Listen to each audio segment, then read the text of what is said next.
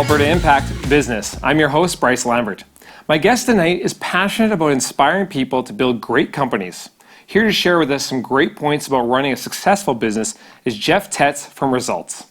Jeff, thanks for joining us. Yeah, glad to be here, Bryce. Awesome. So tell us a little bit about Results and kind of what your guys' mandate is. What is it you do? Yeah, well, we do a lot of things, and ultimately, in the 22 years that we've been in business, it's been a constant evolution. And about 12 years ago, what we realized was fundamentally most organizations were expressing frustration around an inability to execute. So we would spend time with really smart, passionate leaders that seemed to have a good product or service, and pockets of customers that loved them, pockets of employees that were hardworking and brought an ownership mentality to the workplace, and yet this feeling of excitement on one hand, of course, but then like this frustration or feeling stalled out or stuck that their business should be better and could be better, but couldn't find a way to sort of make that happen. And ultimately, when it comes right down to it, one of the biggest challenges that we see for organizations these days is execution. And we have built a business with tools, processes, and know-how, and advisors that show organizations how to become exceptional at those things. So what are some of the challenges, like now you said execution as being one of them, but what are some of the other challenges that you find that are a more commonplace thing when dealing with some of these businesses? Yeah, well, we're big fans of simplicity, and things are tough enough and complex enough without a third party coming in and trying to sort of upset the apple cart. And so I often say that business is really about two things.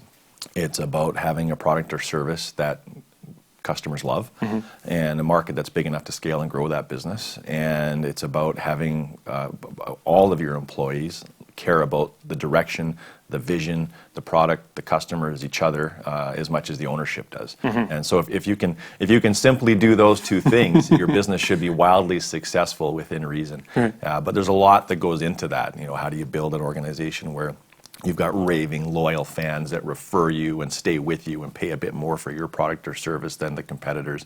And how do you attract and retain the best possible talent that's available? Those things are very, very difficult, although they're easy to say. Right, and I'm sure it differentiates between business to business, obviously. So what are some of the things in 2020 carrying forward now that we're in that year? 2019's in the past. The climate change, but the economic climate is a little bit different than where we left it. What are some of the things that you feel that businesses should be looking to do to get results in the relationship building end of things and progressing their business coming into the new year? Yeah, so again, there's a lot of variables and factors that go into it. In our experience, there are no sort of magic bullets that are a cure-all. It takes a lot of work, it takes a lot of experimentation, it takes a lot of recalibration after failure and experimentation. But I think some of the fundamental things that we're seeing, first of all, we're expecting a difficult 2020. It's going to be challenging for most of us. An economic uptick is not expected, I don't think, by most economists and most business leaders and business owners that you talk to. But one of the things that I think we're seeing separating organizations that are actually doing well in a challenged economy is that they believe in investing in leadership. So they've got people in all supervisory and leadership positions that have got leadership capabilities and tools and skill sets so that they can actually get a team of people to gel where the sum of the parts is greater than the individual components. And what we know about most teams, unfortunately, is that they suffer from what we call process loss. So you put 5 people together and their output and productivity is less than their individual capabilities. And so there's some fundamental tools that can be applied and should be applied to create an environment where synergies are created in your teams, and you can now experience process gain as opposed to process loss. Gotcha. And so how are some of the relationships, how's relationships changing going, with businesses nowadays? And how are those kind of being defined with, again, the changes with technology and information movement and whatnot? Yeah. How are those relationships changing? Yeah, so that's a great question. And it's one of the things I'm really excited about is the world of business, at least for successful businesses, moving in a direction where they're treating people like human beings. Yes. We're treating people the way that we want to be treated, and that's both employees and customers. Now, on the customer side, customers that are organizations that are winning in the marketplace today are very, very much customer centric, and they don't sell to customers. they sell through customers, right? Gotcha. And so fundamentally what it means is that we, as business owners and business leaders, we have to treat our customers the way that they want to be treated. Don't interrupt them, don't cold call them. Give them content and give them information that they can consume on their own free will, at their own time. And when they're ready to make a purchasing decision, they'll let you know by the way that they interact with your content and your social media and your digital strategies. And then it's a warmed up call. They want products that work. They want products that are solving a basic common need, not being forced down their throats. And if we're stuck to the ways that we've always done things, there's a really good chance we're going to get left behind. So I think what we're seeing now is that organizations that can grow in any environment have recognized that there's a common pain point or there's some common friction, and they're tackling that friction or that pain that the consumer is feeling in a way that's different than any of the other people in the competitive landscape are doing it currently. Right. I like what you just said there in regards to, you're right, people don't want to be sold anymore. Like they're tired, like the old style of cold calls and the old, like follow-ups are fine, I think, to a certain degree, but you're right, people want to just find what they're looking for naturally, organically, and with social media nowadays, organic is so much more, authenticity is so much more important, and that's something that we're seeing a big trend of now in business, that they have to go in that direction because they're not catching their audience the traditional ways. That's right. Well, and customers want to do business with companies that have personalities. They want to do business with companies that stand for something, right? Yes. That are positioned really, really clearly. And I love that because I believe that there's enough business, within reason, there's enough business to go around. One company doesn't need it all. Yeah. And so if we can all just get a little bit clearer about what we stand for, what we believe in, the niche that we're filling, what makes our product or service just a little bit more unique, that's going to naturally have a gravitational pull on the people that need and want what we do. And that means that there's other organizations that we currently compete with that maybe we actually don't need to compete with as head-to-head as we might currently believe. Right, yeah.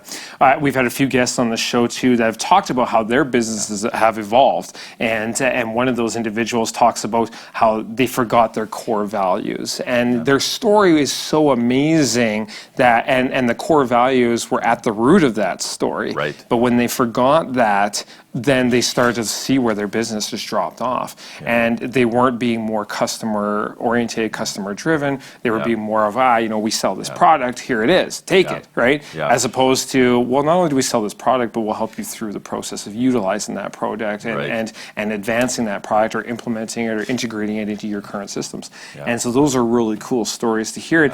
We're in a province, we're Albertans, Canadians, we're all known for being such happy, friendly, go-lucky people. We need to keep that narrative going, whether there's money involved or not. I think that's a message that in 2020 is going to be a really good message to send out there. And I feel like you guys are really starting to focus on a lot of that stuff as well. So. Yeah, well, you bring up values, and that's important. There's a story, it was the early 80s when Tylenol had a big recall, because there was tampering that was done, and people were killed in the New York area, New Jersey area, and it was a story of where the authorities and the FDA were suggesting that Tylenol just needed to do a recall locally, and because they were making core values-based decisions, they actually recalled their entire product across the U.S., and that's largely credited with saving their business. Right. Yeah, absolutely.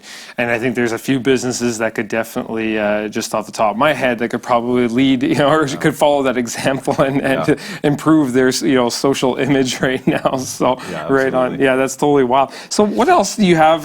What are some of the other thoughts you have on 2020? I mean, again, we talk about relationship building and and how that drives results. But how about the whole area of the financial transaction and how businesses need to start analyzing that process as well? Do you have any thoughts on any of that stuff? Yeah, well, when I hear you say that, I guess for me it comes back to customer centricity again.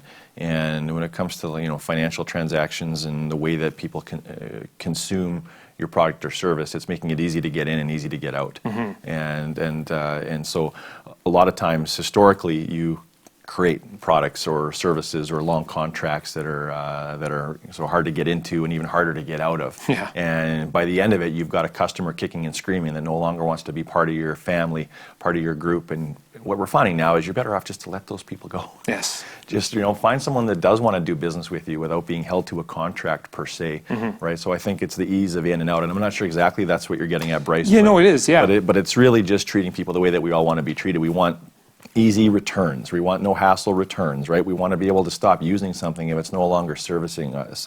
There was a call that went viral recently. I think it was out of the U.S. again, but it was a customer trying to cancel their cable subscription, I think it was.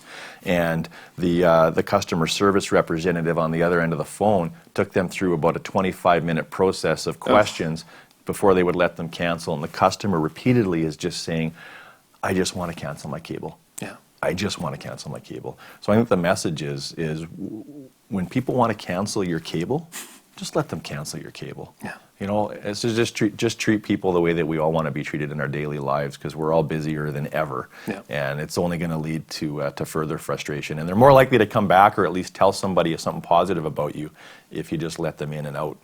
Yeah. Well, and if you work with people, I mean, there's a better chance of resolving and coming up with a solution to the issue that person or that individual is having, just by working with them and being more conscious of listening, being more conscious of listening as opposed to just waiting for your turn to answer, and holding on to. And sometimes by letting go, that's the right thing to do. Yeah, absolutely. Yeah. And along, that's a great point, Bryce. And it's not that I'm suggesting as soon as the second someone says they want to stop working with you, you just say, okay, well, no problem. Well, thanks for being a customer. It's not that, but it's being less robotic and being more about the human connection and being empathetic, being curious, really wanting to learn what went wrong or why they're switching. Yeah. Because not only is there a valuable connection moment there, and an common understanding, which sometimes can be resolved, as we all know. Yep. But that will give you some interesting indications and some pattern opportunities to see where you're falling down and where you need to tighten up the offering, so that hopefully you'll have less of those experiences over time. Well, and that's something we've all had experiences with at one point or another throughout our lives when it comes to doing business transactions or any kind of transaction. And so, it's being conscious of thinking, well, if it were me, how would I be reacting right now? Yeah. And that's how this person probably wants to be treated as well.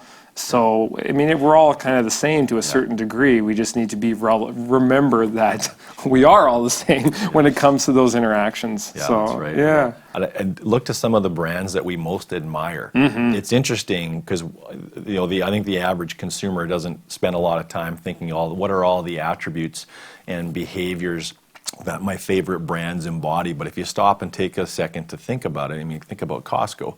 One of the reasons that people love them is you can return anything you want, anytime you want, whenever you want, for whatever reason, no questions asked. You could have used the barbecue for 6 months and it's got caked on barbecue sauce, and they'll take it back.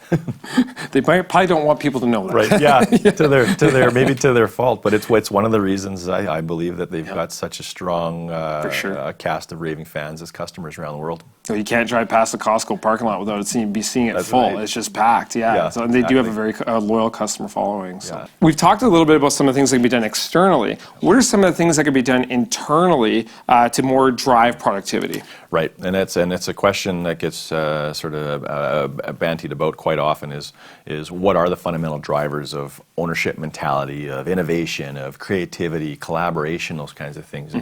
One of the first things I will say is we are finding and most of it is unintentional, but there's a high level of incongruency between what leaders say and what they do. And innovation is a classic example. I have yet to meet a business owner or a leader that is not preaching to their people about taking calculated risks and taking some chances, making some mistakes, some educated failure, and really being innovative and nimble and agile. But what happens is, in reality, as soon as an employee makes a mistake, the instantaneous reaction is to go on a hunt for blame. Right. What was the cause? Who's at fault? Who wasn't paying attention? Right? Where did we mess up? And that just kills innovation. Yeah. And leaders are not realizing this. They're not realizing the incongruency impact from what they say and then what they do. And really, the standard in an organization is not what we say; it's what we do. Yes. And I've seen some people from Google that have said that one of their mantras that's been a reason for their success is when something goes wrong at Google, the question that they ask is not what went wrong, but what did we learn? So creating a culture of what did we learn, and these are not the kinds of mistakes where Johnny from accounting is sending the wrong invoice to the wrong customer. We're not talking about those kinds of mistakes, but we're talking about some experiments, things that are in the incubation stage that we're just trying to see if it's going to work. Yes. And we need to learn from those things and recalibrate. Some other things that we're finding internally to drive engagement is some kind of an ambitious, compelling goal. And here's the thing about human beings that I love, is no matter where you're from, what you believe in, who you voted for, what country you're from, human beings have this innate desire to want to do big, meaningful, challenging things. And we want to do it with people that we fit with, and we want to know that all of those activities are actually going to make a difference in people's lives. And so foundationally, I think if you could do anything in 2020 as early as possible, as a business, would be figure out what is that compelling, audacious goal that you're super excited about, because that drives creativity, it drives resourcefulness, it drives innovation, it drives collaboration, right? And then figure out what are the values of your business. And you mentioned values, but human beings want to do work in environments that they fit in, where they're safe, where they're comfortable, where they're supported and challenged and nurtured, all of those things. And that's one of the things that authentic core values will do for you. Yeah. And then the third thing is figure out, why do you do what you do? If someone does a great job working for you, connect that to the impact it's having on the community, on each other, on your customers, on the world. But every single business has a chance to just make a difference and do good and make a profit. And I think the leaders that I respect the most and follow the most have built their businesses that way too, that they realize that the profit and the success and the growth in any environment, if it's done from an authentic, genuine place to help others and from purpose and value creation, you're going to win in the long term. Definitely. And it makes it a lot less stressful too if you actually love what you do and you're doing it for the right reasons. Absolutely.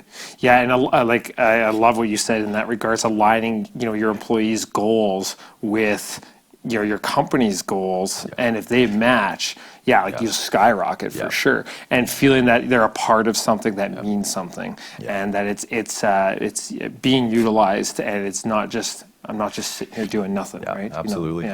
Jeff, thank you so much for coming on and explaining, or just telling us a little bit about what your thoughts are on the 2020 and what businesses should be aware of and going into it, and that relationship building and that interaction is going to be a very important part of being successful in 2020. My pleasure, Bryce. Thanks for having me. Absolutely, for sure.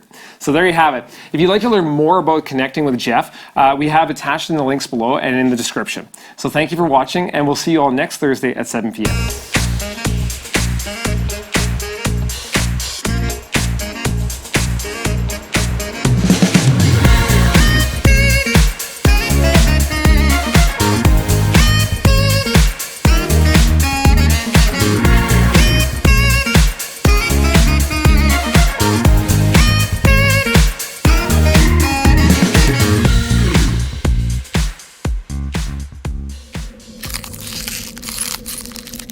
What that's called.